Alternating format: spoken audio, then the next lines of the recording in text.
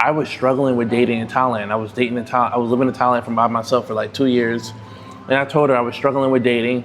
I was, of course, matching with a lot of women, dating a lot of people, but nothing was stable. It just felt very transactional. And I was getting to a stage in my life where I wanted to grow with someone, and I wanted someone that was willing to grow with me and was ready to learn new things and travel the world with me as well, you know. So eventually, after a couple weeks, I got tired and I flew to Manila, and we spent the whole week together. Yeah. And then she spent her savings, you know, and bought a one-way ticket to Thailand. Okay. And came to live with me. Her job gave her an ultimatum, and she was working for Comcast, and they told her, "Hey, you're gonna have to come back to the province, to her city, or we're gonna have to let you go. We're gonna have to fire you." Oh, Comcast. That's what Comcast too. Yeah. And yeah, you told me that. Yeah, and she decided to quit her job and move to Thailand with me, you know, and live with me, man. And then from there, man, it's more to the story. But yeah, from there, it's been almost 3 years now. Mm-hmm. We started off living in Pattaya, and then we after a year we moved back to Bangkok. Mm-hmm. And then we was in Pattaya for roughly almost 2 years, and then we moved to Bangkok our last year. Yeah. Mm-hmm. Now you told me last time that I went to her hometown, right? Home city. Yeah, Buccalo City. Okay. Yeah. Just remind us a little bit of the culture shock. You know? Yeah. When we went to Buccalo City, I was a little celebrity there. Mm-hmm. There was no black guy. I mean, there's black guys there, but I didn't see any. You know, some started hitting me up once I left because they saw me on YouTube. Mm-hmm. But I was pretty much the only guy in town. Mm-hmm. Women were super aggressive. Like, we would be sitting in a cafe and they would just be looking at me, staring at me, you know, "Hey, I want your number." Did you notice it? Yes, and I'm a possessive. So I would be looking at them too, and sometimes I would say hi, or sometimes I would just roll my eyes over to them yeah. You know, he's with me. Yeah. That really happened. All day. It was all day. It was like breakfast, lunch, and dinner, and it was just intense. But not just the women, but just the men as well. I couldn't do anything. I couldn't go anywhere without someone staring at me, looking at me. And it was good to see how she was brought up. Next year, I'm taking her to America to see how I was brought up as well. Okay. And it was cows and on the front yard in her area. It was Where goats. You from in America? I'm from Detroit. Okay, I'm from the South, so that's not, you know. My grandma had cows, so you know. Oh no, yeah, so, I'm from yeah. I know it'd be a culture shock for you know. She from. We both are from the hood. Okay. My hood, but very different hoods, very different ghettos. I grew up in a Detroit West Side, so very rough neighborhood. You know, crackheads, robberies, guns, all that. Yeah. New York for some reason. I don't know why. No, man. I'm from Detroit, Michigan, Motown, Motor City. Yeah, oh, man. My man tripping with Jay. Okay. Oh, okay, cool. Yeah, we got a lot to talk about there. I got a link. And so I went back to her hometown. I learned a lot about her city. And it was a lot of, it was just scary. It was a lot of young 12, 14-year-olds who were pregnant in her area. It was a beautiful, beautiful town though, because it was huge family community. You know, what I loved so much about going back to her city was just how beautiful the community were. Everyone knew each other. It kind of felt like how I grew up back in the day. I'm a 90s baby, so in my neighborhood, everyone next door was your auntie, your uncle, your grandma, your grandpa. You know, I hung out at my friend's house. They would feed me. They hung out at my house. My mom would feed them. Her whole neighborhood is still like that. It was the first time, man. It was so much. It was like poetry in a sense. For the first time in a decade, seeing kids actually, because they're poor, they were playing outside. And in today's world, you don't see American kids actually playing outside, playing cops or robber, playing basketball. They're on their phones literally all day. They're on their phones, they're on their iPads.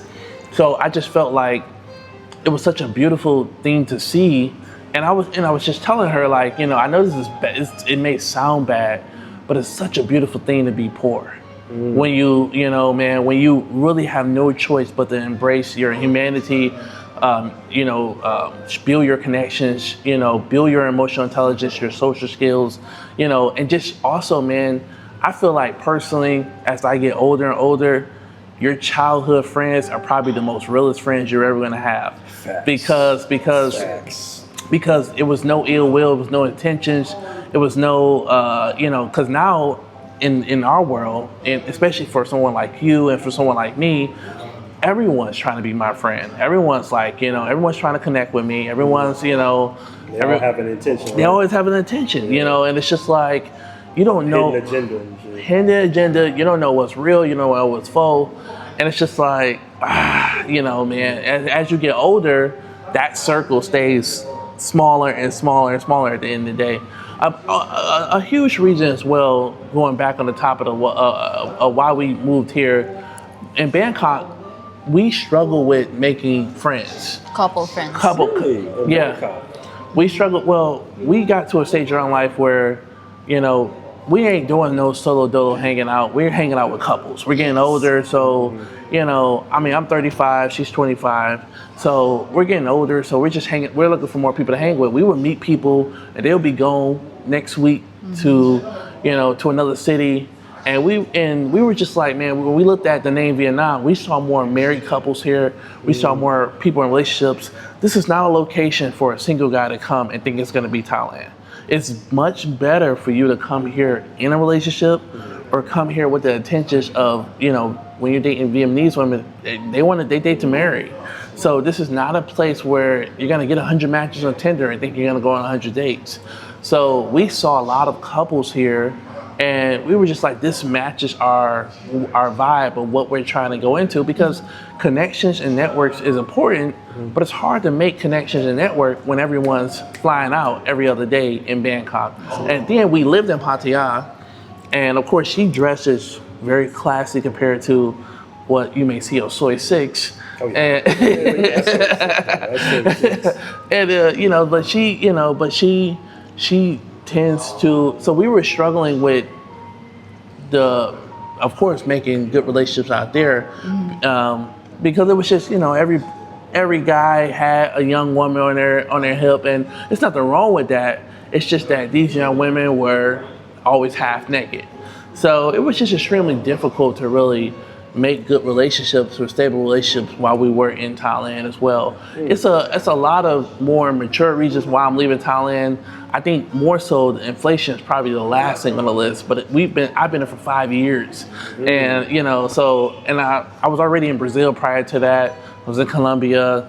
I spent time in Europe. I lived in Australia, I lived in Spain. So everyone knows that I've traveled all over the world, and I just feel like, with this lifestyle, sometimes when you're in a city or location, it's just time for, something different. That's all. And and we were ready for that, So why the name Vietnam and not, let's say, somewhere in the Philippines? Yeah. So originally, when we moved back to Bangkok, we were looking at opening up a restaurant. I've been looking at setting my foot somewhere more stable. We started traveling around Bangkok looking for cafes, and we couldn't find the right location for the business. Yeah, we couldn't find. Yeah, so we were going to meet with business owners. We were going to Chinatown. We were going to Bangalore. We were going all over. So originally, we were going to move to Cambodia, and then the war broke out in Cambodia. So that kind of ruined. You been to Phnom Penh? No, we haven't yet. We were already talking to agents. Yeah, we were talking to agents. We were already getting the visas. Cool, yeah. Yeah, it is cool. But we did a lot of research. But when the whole war thing broke out between Thailand and Cambodia, we just thought it wasn't the right timing, as that may impact us starting a new business, but also just impact, the future of the economy next year as well. So we just thought that was off the list. Malaysia, we love Malaysia. We both been to Kuala Lumpur, but we just felt that it may be a little too strict for us, and we just didn't want to be in that type of environment just yet. We still haven't been talking about it, so. We still want to go there. We still want to go there, but it's just And then Bali is just over flooded with a lot of Australians and tourists and young backpackers. Parties. It's just it's a party town. we definitely are going to be heading to Bali and doing videos in Bali, but it just doesn't seem like a place we want to actually live. No. And so that was, you know, and we talked about Brazil. We've been but we wanted to stay closer to family here in Asia. So we've been talking about Brazil, and we're still talking about Brazil.